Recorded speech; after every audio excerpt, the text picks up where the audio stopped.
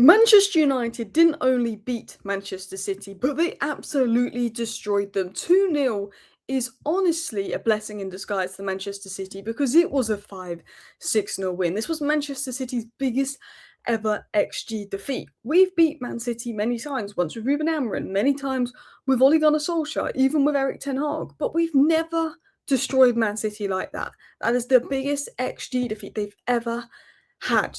It was a 3 goals difference, and that doesn't even include the 3 disallowed goals because they were narrowly offside. Was the Mount goal even really offside if you look at the Wirtz goal that was allowed, the other day?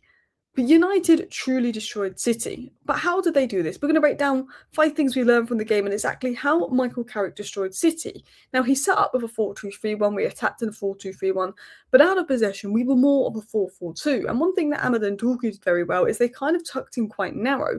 And this kind of basically meant that it forced City out wide. When City were playing out from the back, Bruno and Boomer went up and pressed them. Dorgu and Ahmed tucked in. So when City were playing out from the back, all their players in the midfield, and they like to use the midfield City control games, were marked. So it was forcing City to go out wide to Cherki and Semenyo and Doku, whoever's playing out wide. And basically, they had to come up with something. Now, did they come up with anything? They had Cherki, Doku, Semenyo, Haaland. Haaland was hooked off. Foden, and no, they didn't come out of anything because Manchester City aren't a crossing team. They aren't there your wingers go and put crosses in the box. Manchester City are a team that outplay you in the middle of the park, but we didn't allow City to outplay us in the middle of the park. The BBC Match of the Day shows a really good example of this, where you can see Ahmad and Doku tucking in almost like a 4-4-2 diamond, and we're very compact, but leaving a lot of space out wide because the goal is to force Manchester City out wide. But Cherki's not pacey like that. Do you know what I mean? We force City out wide, and one thing that was brilliant was Ahmad and Dorgu. Not just going forward, the amount of sprints they made was nuts. The amount of times that Ahmad and Dorgu got forward for sprints was nuts. But they were getting back, they were compact, and Dalot and Shaw defensively did well. They're defending against wingers on yellow cards for most of the game. And the way that we played was we were forcing all of City's progression to come through the wingers, which meant Dalot and Shaw actually had quite a bit of defending to do, but Ahmad and Dorgu were getting back and helping them. We were forcing that on Manchester City. So it worked really well how compact we were, and we were forcing City to play out wide. And because we were forcing City to play out wide, we won the ball back a lot in the middle of the park, whether it was Mainoo, whether it was Casemiro. I mean, Dalot even won it back a few times. We were winning the ball back a lot in the middle of the park. And actually, some of our goals came through winning the ball back in the middle of the park. Some of our attacks came through winning the ball back in the middle of the parks. And when we got the ball, what was brilliant was Dorgu and Bruno and Ahmad just sprinted every time we got the ball. The amount of sprints they did was nuts. The first goal came from us winning back at a free kick, fantastic counter-attack. As soon as we win the ball back, everyone is sprinting. The second goal comes from throwing, good play. Cunha does very well, brilliant Dorgu run. But when you look at the offside goals, it was taking it from the back, moving it really quickly. Casemiro to Mbeumo to Bruno to Ahmad, but he was offside. Man United then played it around the back, and Martinez with a great ball to Bruno.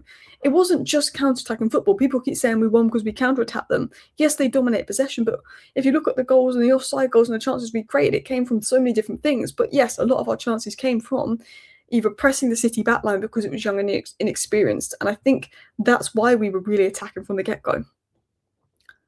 From minute 1 to minute 90, we were on them. From minute 1, we were on them. We were trying to push City's attack. But a lot of the goals came from winning the ball back in the middle of the park because we were forcing City out wide. We were so compact in the middle. And then when City tried to play through the middle, we won the ball back. Now, one of the biggest criticisms of Ruben Amorim is that Man United have never been compact in the middle under Ruben Amorim. Teams could run right through us. That was the biggest change that Carrick made today, as well as playing Bruno in the 10. Bruno is a fantastic player, and he has done well in this 6/8 role under Ruben Amorim. But there's no doubt in everyone's mind that Bruno and Casemiro could just get run through. It's just them two asked to do so much, and they just got run through. Whereas Carrick adapted it, had Ahmad and Dorgu come in, had Bruno go further up, had Mainoo and Casemiro, who covered an immense amount of ground for them. And it was nuts. And we allowed Bruno to be in his best role higher up, but he got back when needed. And Bruno Fernandes today was world class.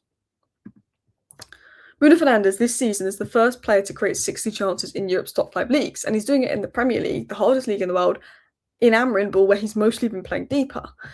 He's got the most assists in the league in 9. He's got 14 goal contributions in 18 matches, despite playing as a defensive midfielder all season. He had 4 big chances created against City, which is the most big chances ever created in a single match against Manchester City. He's the first player ever to create 6 chances versus Pep's Man City side. He's the only player to create 6+ chances in a match this season. He's top 5 for ball recoveries this season. Anderson is first. He put in a man of the match performance at Anfield at home and in versus City and at home versus City in big games. you know, you can be a fantastic player and you can go to Man United and you can get swallowed up in the environment of Man United or not perform. But if you're a world-class player, you will go to Manchester United and you'll still be good for many seasons and consistent. And that is Bruno Fernandes. The fact that he's doing it at Manchester United, the fact that he injured his hamstring a few weeks ago and shouldn't even be playing is actually nuts. It's not normal. Like, Bruno Fernandes in the 10 role was a different level. He's been good deeper for Amram, but he's been a liability off the ball. We were so much compact off the ball.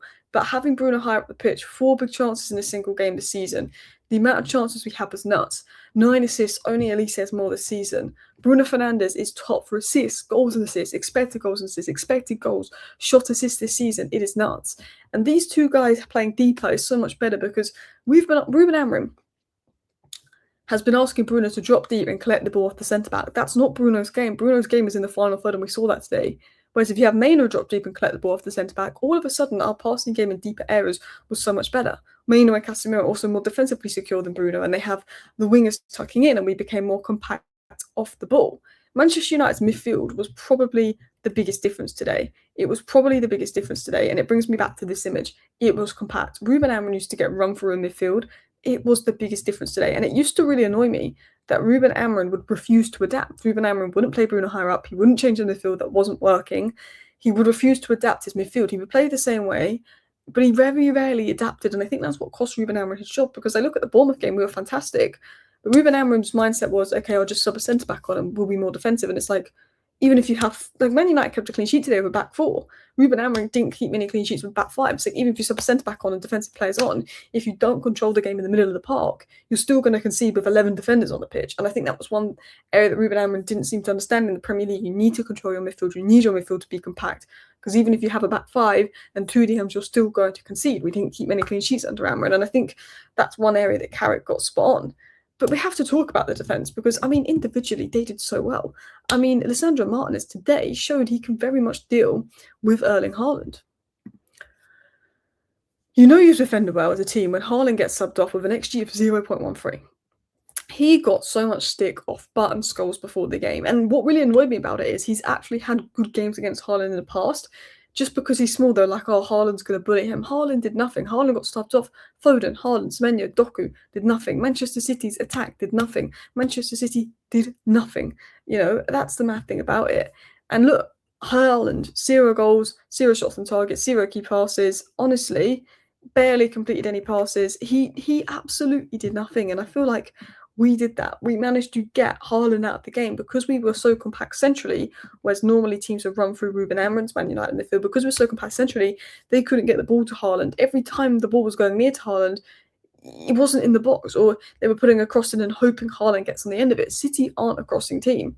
And I think that was the big difference, is what just was defensively. And look, the way we played left Pep speechless.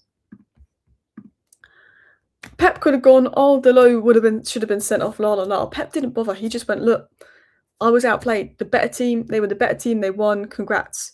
They had the energy, we didn't. Pep just sat there and was just applauded that we were good. Pep would normally make up an excuse. He would go on about VAR. He just went, you know what, they were the better team. They outplayed us. He didn't know what to do. He took Haaland off. He didn't know what to do. He didn't know what subs to make.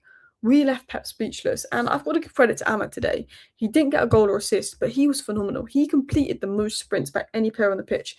Every time I had a counter-attack, Ahmad's sprinting up. Every time we need to defend, Ahmad's getting back. He's getting compact. He was helping out Delot that was on a yellow. Ahmad Diallo was fantastic today. And look, it was a fantastic performance from Manchester United. And look, the fifth thing we've learned is, can we push for Champions League football? You know, Arsenal's going to be another test, and then Fulham's going to be a bigger test because I think we'll be expected to have more possession versus Fulham. If we put in a good performance versus Arsenal versus Fulham and we learn that it's not a one-game thing, then absolutely. Thank you for watching. See you next time. Bye.